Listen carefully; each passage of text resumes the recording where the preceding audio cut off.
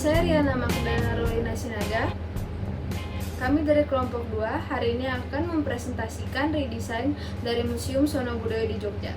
Museum Sono Budoyo merupakan museum pertama yang didirikan di Jogja dengan tema bangunan Jawa Klasik. Museum Sono Budoyo dulu adalah sebuah yayasan yang bergerak dalam bidang kebudayaan Jawa, Madura, Bali, dan Lombok. Yayasan ini pertama kali berdiri di Surakarta pada tahun 1919 bernama Java Institute yang beranggotakan orang asing dan pribumi.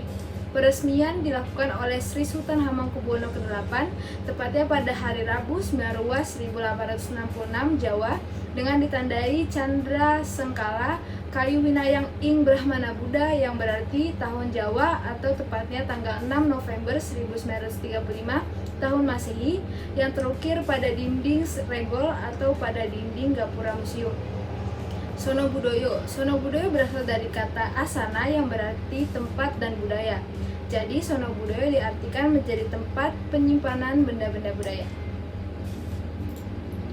Rumusan masalah. Museum ini bertemakan tradisional, khususnya untuk ruangan wayang kulit. Atap yang digunakan masih terbuat dari kayu. Frame atau lemari yang digunakan untuk memajang wayang masih terbuat dari kayu juga serta memakan banyak tempat. Lampu yang digunakan untuk pameran juga tidak terlalu fokus pada wayang, dan untuk visual animasi pada ruangan ini tidak terlalu terlihat karena cahaya yang terlalu menyebar atau cahaya yang terlalu terang dalam ruangan. Penggunaan proyektor juga sudah bisa terbilang terlalu jadul. Peletakan wayang pada lemari terkesan menumpuk sehingga informasi yang diberikan kepada pengunjung tidak tersampaikan secara efisien. Selanjutnya saya serahkan kepada Airin.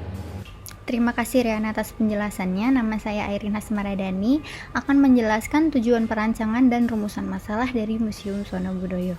Tujuan perancangannya adalah 1. Mengubah tempat peletakan wayang atau benda sehingga dapat memberikan informasi yang lebih komunikatif. 2. Penempatan cahaya pada ruangan agar lebih fokus kepada wayang. Pencahayaan akan terkesan lebih redup agar visual yang ditampilkan lebih terlihat. Yang ketiga, penggunaan frame kayu akan diganti dengan frame kaca sehingga tidak terlalu memakan tempat karena ruangan tidak terlalu luas dan dapat menghasilkan kesan yang lebih lega. Yang keempat, atap ruangan akan digantikan dengan gypsum. Pembahasan rumusan masalah.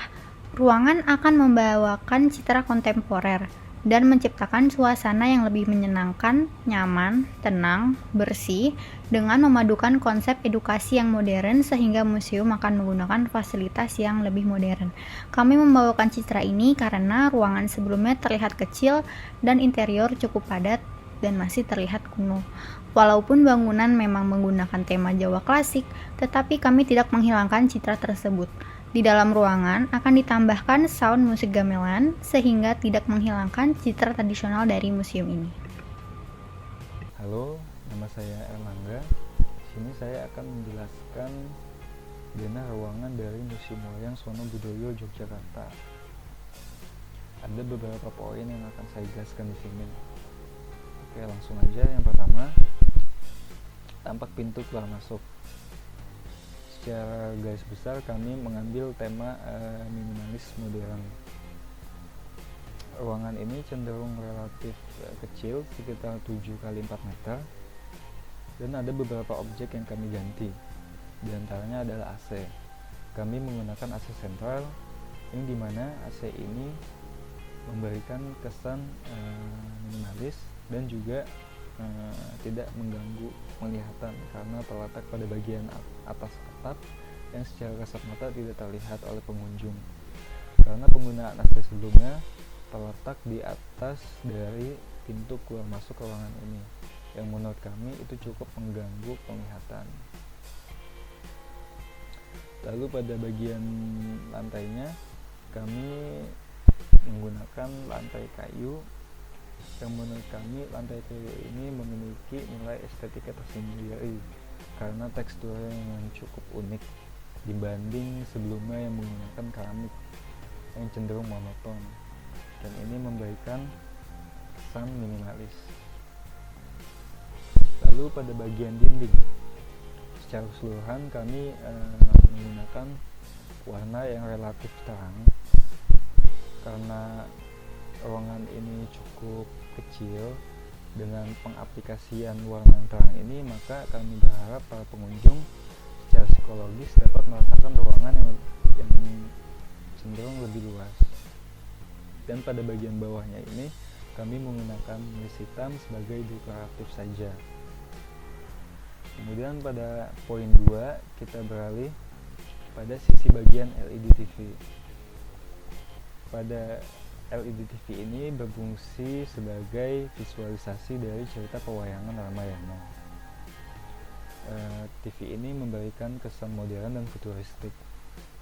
Karena sebelumnya menggunakan proyektor, yang dimana menurut kami cukup mengganggu, karena penggunaan proyektor ini ketika seseorang berjalan di depannya, maka itu akan menciptakan satu bayangan dari orang tersebut. Dan dengan pengaplikasian TV LED ini, maka kejadian itu tidak akan terjadi lagi. Dan di bagian samping dan bawahnya ini kami meletakkan beberapa figura yang terbuat dari kaca dengan desain landscape, yang di dalamnya terdapat wayang-wayang dari cerita Ramayana yang di TV LED tadi. Oke, kita ke poin 3. Ini pada bagian tampak atas. Pada bagian atas ini kami menggunakan bahan gipsum. Bahan gipsum ini cenderung simple dan minimalis, ditambah dengan beberapa titik di atas kami menempatkan speaker aktif yang berfungsi sebagai background dari musik gamelan, yaitu menambah ruangan agar lebih membudaya. Di bagian atas juga kami meletakkan lampu LED.